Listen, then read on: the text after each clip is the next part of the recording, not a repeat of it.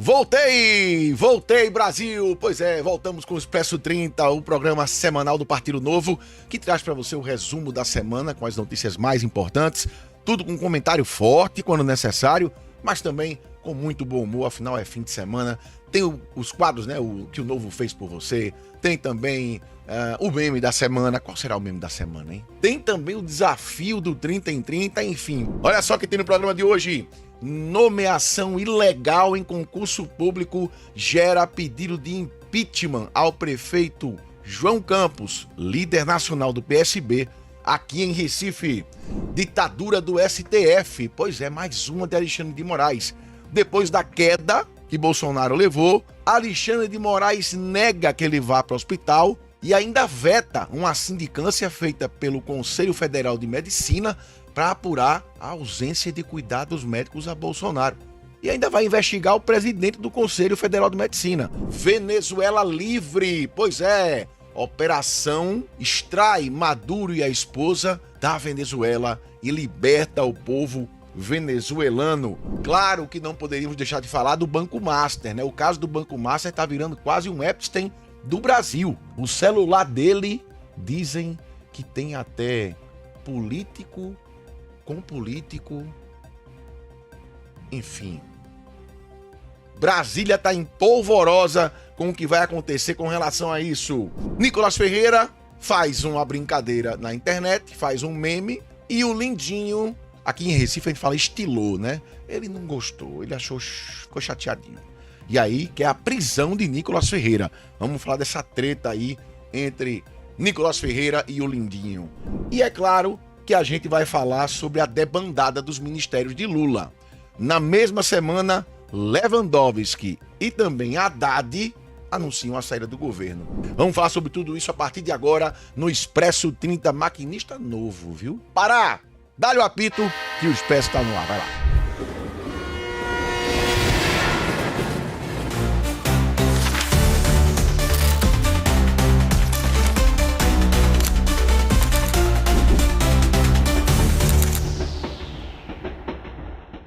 E a gente já começa o Expresso 30 com a notícia que ganhou o Brasil nos últimos dias, né?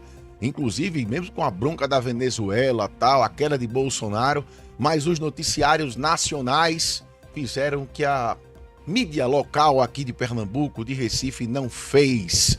Elas noticiaram exatamente o que aconteceu.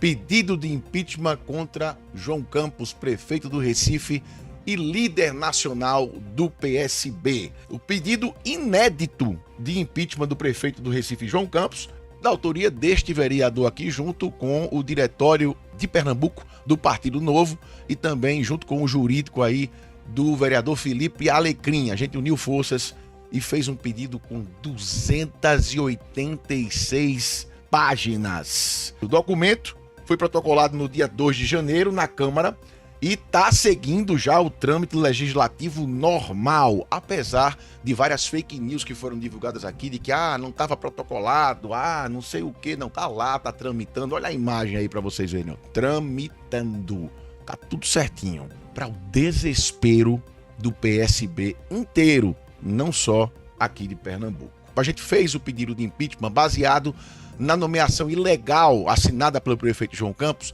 no último dia 23 de dezembro, quando ele nomeou Lucas Vieira da Silva como novo procurador do Recife. Qual é o problema? Lucas Vieira da Silva, ele fez o concurso em 2022 na chamada normal, sem ser PCD. Ficou em 63º lugar, número 63 da lista. E quem fez a lista de PCD, que estava em primeiro lugar, que era Marco Venício, é que deveria ser chamado desde outubro, quando um dos procuradores do Recife pediu para se aposentar. Ninguém foi chamado nesse período. Em maio desse ano 2025, o Lucas Vieira da Silva entregou um laudo dizendo que era portador de TEA, transtorno do espectro autista. Isso foi para a Procuradoria do Recife. 3 procuradoras concursadas disseram, não tem como voltar no tempo. O concurso foi feito em 2022, foi homologado em junho de 2023. Está entregando esse pedido para poder fazer uma requalificação como sendo PCD, em maio de 2025. Não tem como. Só que aí isso foi parar na mão do procurador-geral aqui da Prefeitura do Recife, que é esse rapaz aqui, ó, Pedro Pontes. não concursado, é um cargo comissionado indicado pelo prefeito João Campos. E ele chegou no dia 20 de dezembro e fez: eu aceito, bota o menino para ser procurador. 3 dias depois, dia 23 de dezembro, João Campos assinou o cara como procurador. Aí pronto, o escândalo estava feito. A partir do dia 24 de dezembro, veja bem, Natal, viu? A nomeação saiu num diário oficial extra, por sinal. Mas isso ganhou as páginas, ganhou a mídia nacional, que a local ficou caladinha. Dia 31, a gente anunciou que ia ter o pedido de impeachment e no dia 2 de janeiro a gente protocolou esse impeachment. Por quê? Por João Campos ter infringido leis. Artigos 57 e 59 da Lei Orgânica da Cidade, a Lei de Improbidade Administrativa, o Decreto 201 também, de 1967, que é uma lei federal, e possivelmente o Código Penal Brasileiro pelo crime de prevaricação. Fizemos o pedido de impeachment, protocolamos o pedido de impeachment, e o molho dessa história, esse rapaz que foi nomeado no lugar do PCD, ele é filho de uma procuradora do TCE, que é o Tribunal de Contas do Estado, que é para investigar as contas da prefeitura, mas ele é filho de um juiz. Esse juiz, em outubro, ele foi transferido da vara de Carpina, que é uma cidade aqui quase da região metropolitana, mas é interior já, para a vara de crimes contra a administração pública da capital. E era nessa vara que estava a investigação da Operação Barriga de Aluguel, que fez busca e apreensões porque investigava a Prefeitura do Recife num possível desvio de verba de até 500 milhões de reais na contratação de uma empreiteira, de uma construtora em Minas Gerais. E o que é que o juiz, pai do rapaz que foi nomeado no lugar do outro, fez assim que assumiu essa vara? Um mês depois, ele assumiu em outubro. Um mês depois, dia 6 de novembro, em 3 horas, ele arquivou toda a investigação. Ele recebeu essa investigação às 4 da tarde, às 7 da noite. Ele arquivou tudo e livrou a cara do prefeito João Campos. O pedido de impeachment está feito e é inédito. Nunca um prefeito no Recife sofreu um pedido de impeachment, o que gerou, inclusive, um problema na Câmara de Vereadores, porque a Câmara de Vereadores ela não sabia como agir. Foi um negócio até constrangedor. Mas mais constrangedor ainda foram as mentiras que vieram depois disso. Primeiro, o prefeito, a assessoria do prefeito, acelerou a notícia de que ele iria casar com Tabata Amaral. Tabata pode me agradecer, você desencalhou por causa de mim. Segundo, a Câmara de Vereadores soltou uma nota falsa, dizendo que o processo não estava tramitando na casa. De novo, tá aqui, ó. Pegar na mentira, uma coisa tão feia, rapaz. Essa nota foi divulgada nos meios de comunicação como se fosse, não, está na procuradoria porque não atende juridicamente aos requisitos. Conversa, tá lá tramitando. E o que é que acontece? No dia 3 de fevereiro, na primeira sessão ordinária, o presidente da Câmara de Vereadores aqui vai ter que ler esse pedido de impeachment e colocar para a votação dos vereadores. E aí, por maioria simples, esse pedido de impeachment pode ser aprovado e aí começa a investigação para ter o impeachment. Isso quer dizer que o prefeito vai ter que se afastar das funções. Caso não tenha maioria simples, encerra aí. Vamos lá, vamos para a segunda estação do nosso Expresso hoje, que é o que aconteceu com Bolsonaro, rapaz. Bolsonaro levou uma queda lá na cela onde ele tá, digamos assim, e ninguém podia entrar para ver Bolsonaro. Michele Bolsonaro alertou o país inteiro através do Instagram dela, colocando lá uma história dizendo: meu amor não está bem. Tá aqui até o post que ela fez. Levou uma queda e ninguém sabe como é que ele tá.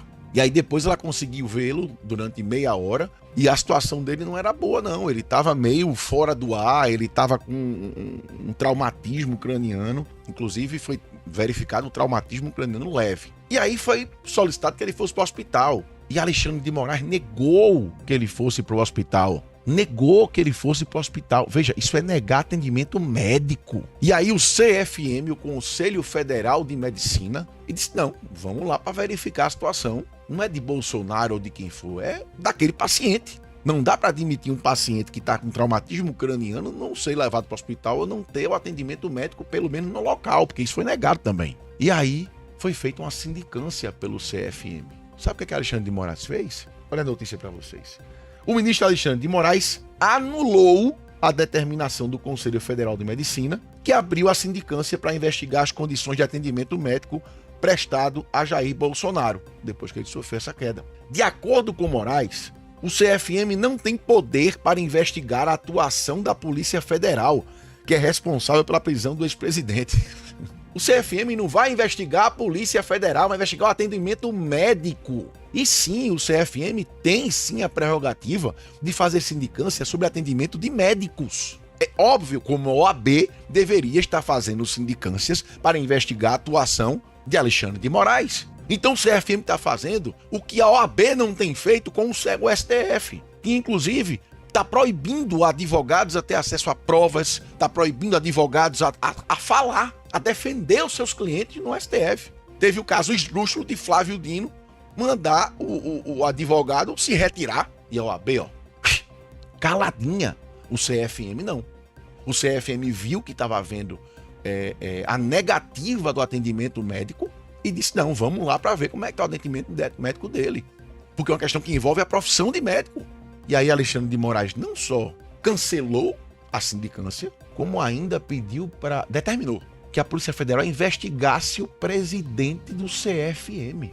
Eu pergunto o seguinte, CNJ, até quando? Até quando esse rapaz vai ser o dono do Brasil e vai passar por cima de qualquer lei porque ele quer? Isso é tirania. Isso passou de ser uma ditadura, passou para tirania já. Negar atendimento médico. Já tem sangue nas mãos de Alexandre de Moraes. Já tem sangue nas mãos dele. Clezão morreu. E aí, só um comentário breve. Um monte de gente falando agora da atuação lá da imigração dos Estados Unidos, que foi errada, né? Que abordou lá uma americana num carro, a americana arrastou com o carro, o cara atirou na mulher e matou a mulher. E todo mundo lá no noticiário nacional falando, meu Deus, não pode. A mulher tinha 3 filhos, é um absurdo.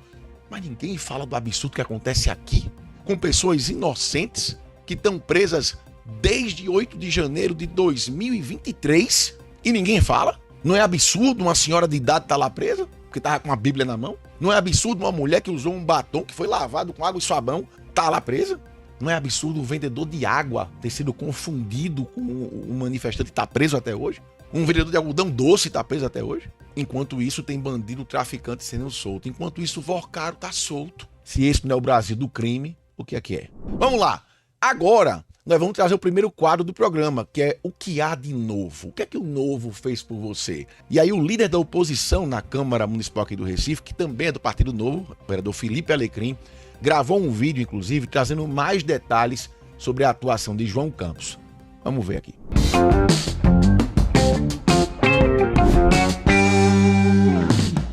O prefeito João Campos disse em entrevista que o que aconteceu no caso do concurso público foi um processo normal. E o pior, chamou de oportunismo político o pedido de impeachment que foi protocolado pelo vereador Eduardo Moura. Agora, o que não dá é para ver isso sendo tratado como oportunismo eleitoral. Eu começo dizendo o seguinte, vereador Eduardo Moura, parabéns pelo excelente trabalho. O que você fez foi republicano, institucional e principalmente responsável.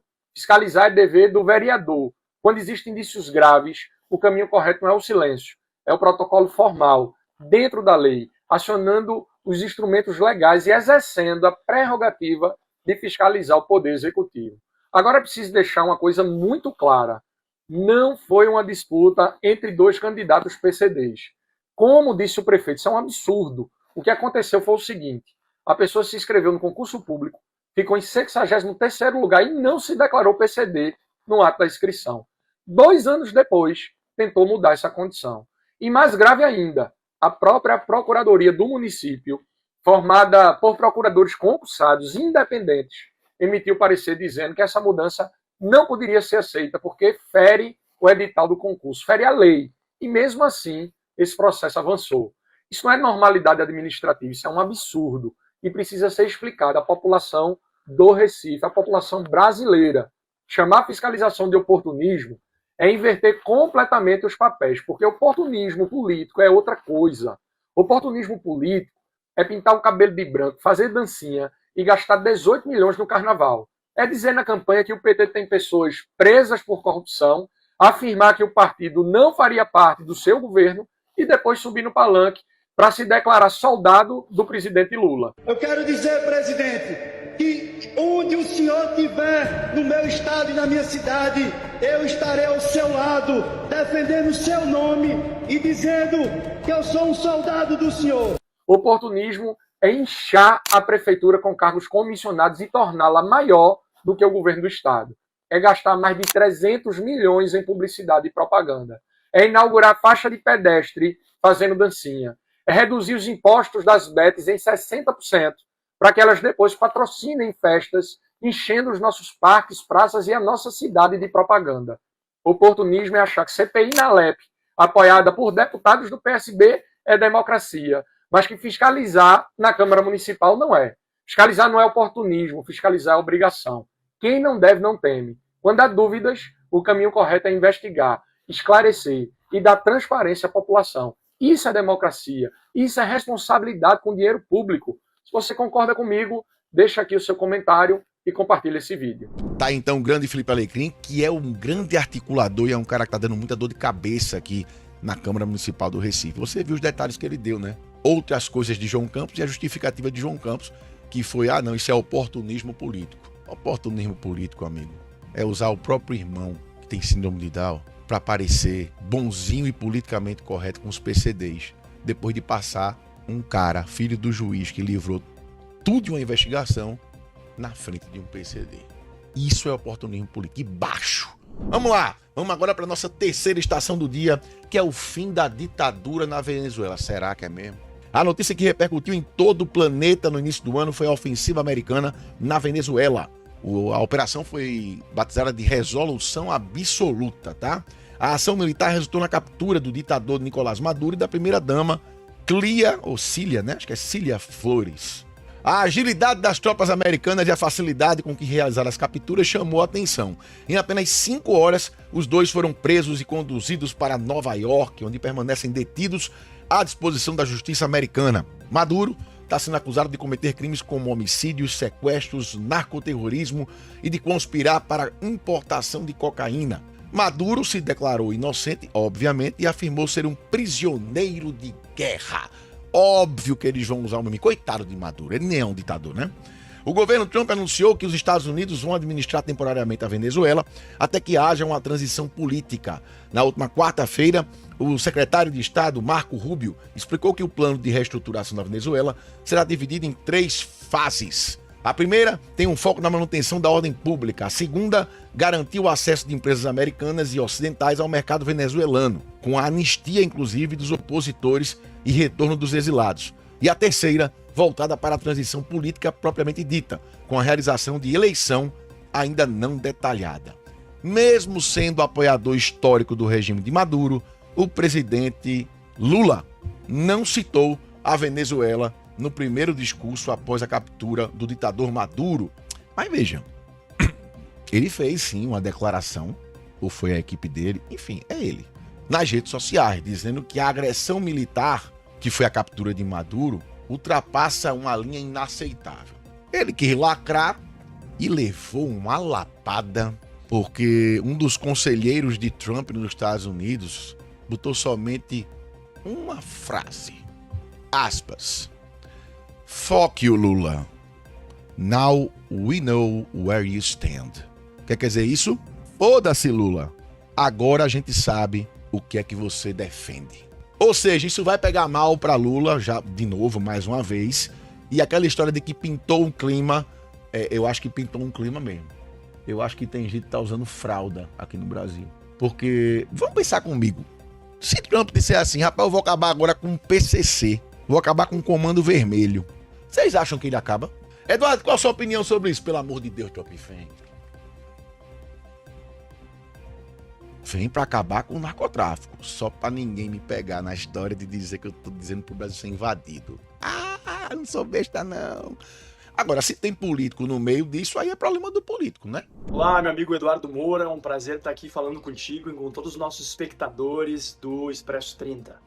A temática da Venezuela, ela é particularmente importante para o Brasil, não só, obviamente, por ser um dos países com os quais a gente divide uma das nossas maiores áreas fronteiriças, e por ser um país que, por conta do seu colapso socioeconômico, trouxe ao Brasil quase 1 milhão de seus cidadãos, que vêm se espalhando por todos os estados brasileiros e nas cidades das mais improváveis. E o colapso lá, após 27 anos de bolivarianismo, que é a ideologia envidada por Hugo Chávez e que o seu sucessor Nicolás Maduro buscou manter essa construção, fez de um dos países mais ricos da América Latina e mais prósperos, que era a Venezuela, um país absolutamente destruído, onde 90% da população se encontra abaixo da linha de pobreza. Mas a temática da Venezuela carrega também uma importância simbólica indispensável para o Brasil e para nós da direita brasileira. Afinal, a Venezuela foi, durante muito tempo, um símbolo da esquerda latino-americana.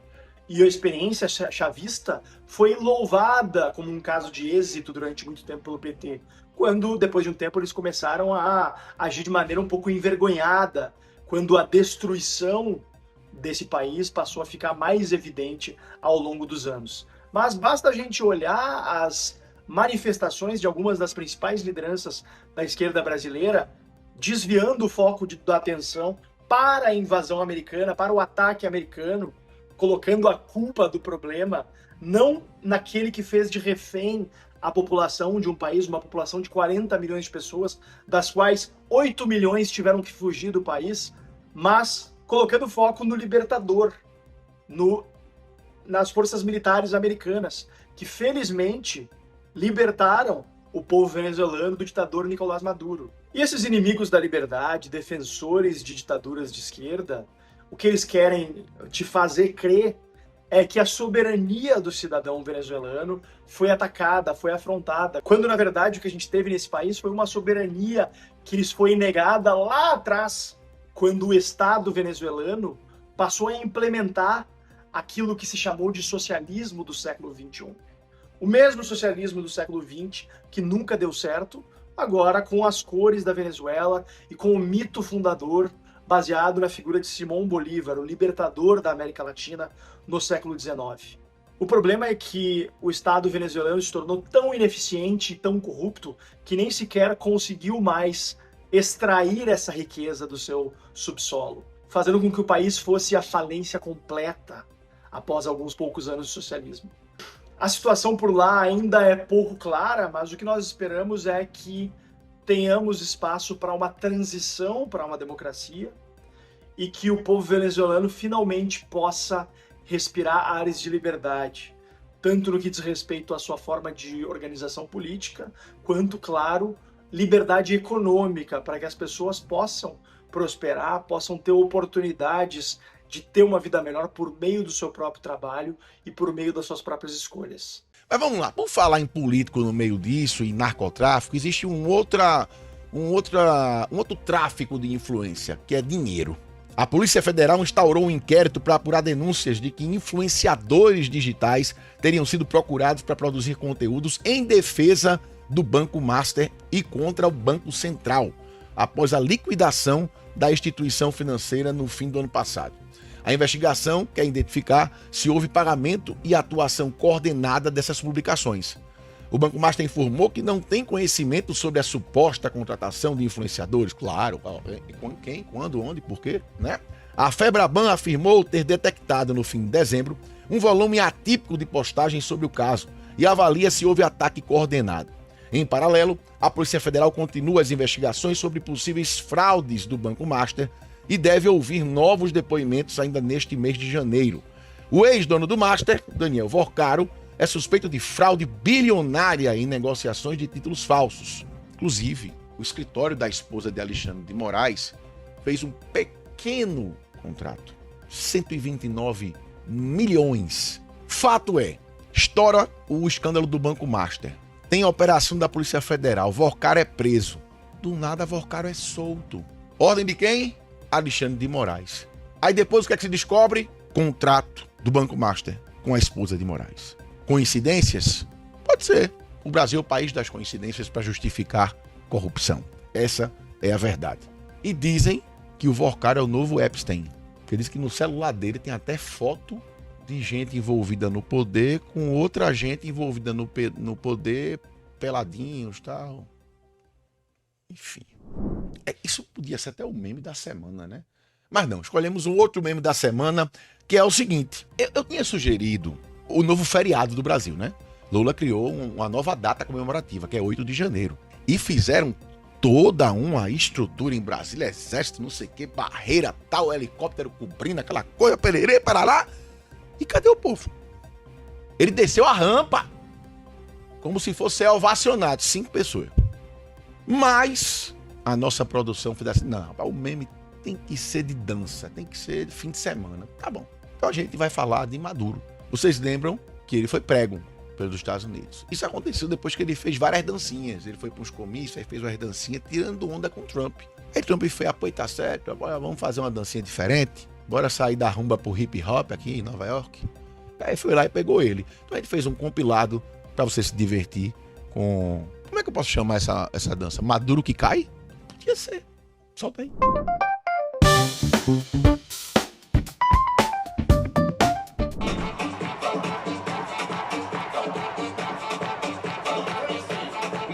Guerra en el Caribe y en Sudamérica.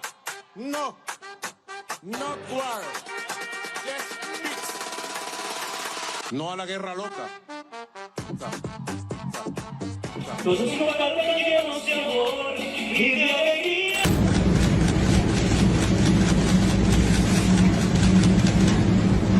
Good night. Good night. Happy New Year. Pois é, só para lembrar para vocês que no final do programa hoje tem dancinha também por causa de uma polêmica que tá vindo aí, tá? Mas calma que a gente ainda vem pro final do programa. Primeiro a gente vai para a quinta estação de hoje, que é Lindinho versus Chupetinha. Botei os dois apelidos para ninguém achar ruim, tá? A questão é a seguinte, teve um meme que terminou agora em pedido de prisão. Não sei qual é o mais meme, se é o meme ou se é o pedido de prisão, mas tudo bem. O deputado federal Lindbergh Farias, o Lindinho, que é líder do PT na Câmara, anunciou que vai protocolar uma representação na Polícia Federal contra o deputado Nicolas Ferreira, do PL, porque, segundo o Lindinho, Nicolas teria cometido um crime ao divulgar um conteúdo que atentaria contra a soberania nacional. Qual o conteúdo? Esse aqui, ó.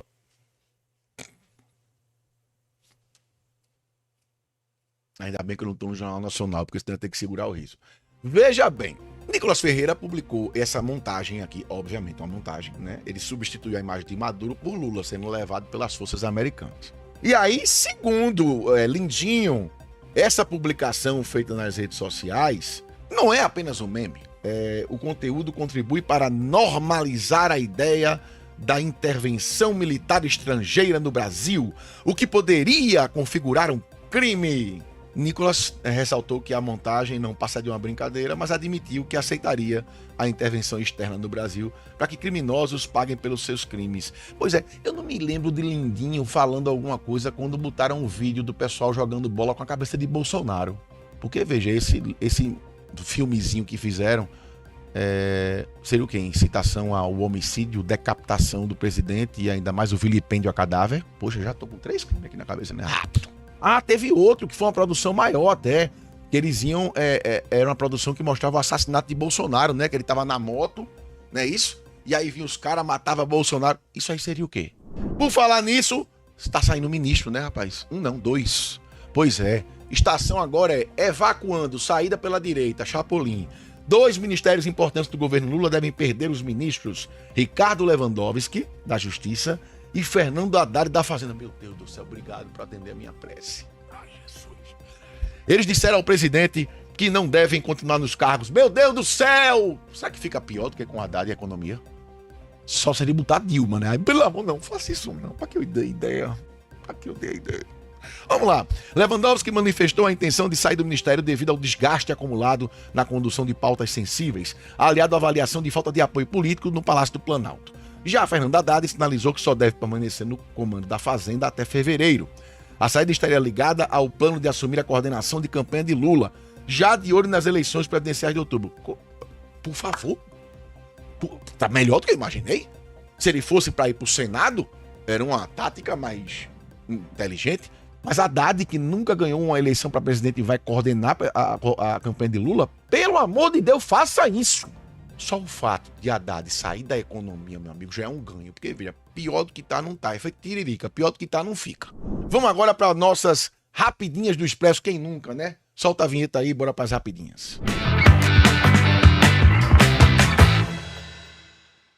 Trump ordena a saída dos Estados Unidos de mais de 60 organizações internacionais. 31 dessas entidades são ligadas à ONU. Casa Branca afirma que Trump quer comprar a Groenlândia e diz que o país pode usar a força se for preciso. Aí vai comprar e conquistar. Presidente do grupo Corona é sequestrado e assassinado no México. Reino Unido e França planejam enviar tropas à Ucrânia após cessar fogo. Presidente do TCU diz que não irá reverter a liquidação do Banco Master. Em 2025, Brasil teve a segunda maior saída de dólares da história. O fluxo cambial negativo foi de mais de 33 bilhões de dólares. Sem anistia, oposição prioriza convocar Lulinha na CPI do INSS. Indicação de Otto Lobo para presidir Comissão de Valores Mobiliários provoca críticas. Dono da Outsider Tours, acho que é isso, é preso em Santa Catarina por estelionato. A empresa vendia, mas não entregava pacotes esportivos nacionais e internacionais. Ministério Público Federal pede explicações à Petrobras e ao IBAMA sobre vazamento de fluido na foz do Amazonas. E um homem é preso no interior de São Paulo com mais de 600 hidrômetros furtados. Tacaguta. Bom, chegamos na parte que você gosta, é a parte que eu me lasco no programa. Quadro 30 em 30. Para começar o ano com um cérebro afiado, o desafio é o teste de habilidade e agilidade matemática com o número 30. Vamos colocar o numeral em diferentes operações e no fim de 30 segundos você terá que dizer o resultado. Vai. 30 segundos na tela, já! 30 mais 30. 60. 60 vezes 30. 1800. 1800 vezes 30.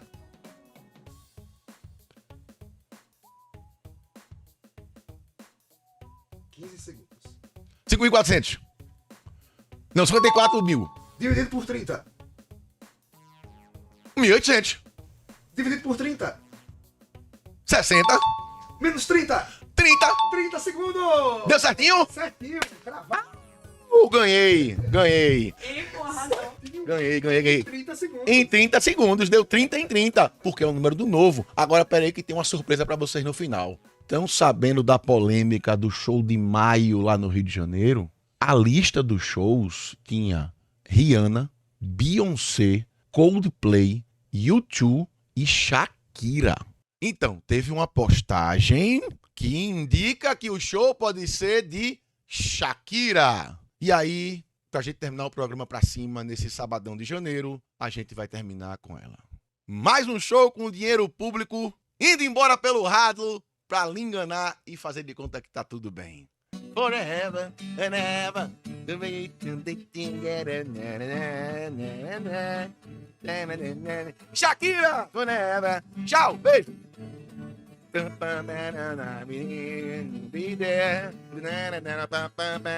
Lascado, nós estamos lascados, é tudo sendo roubado.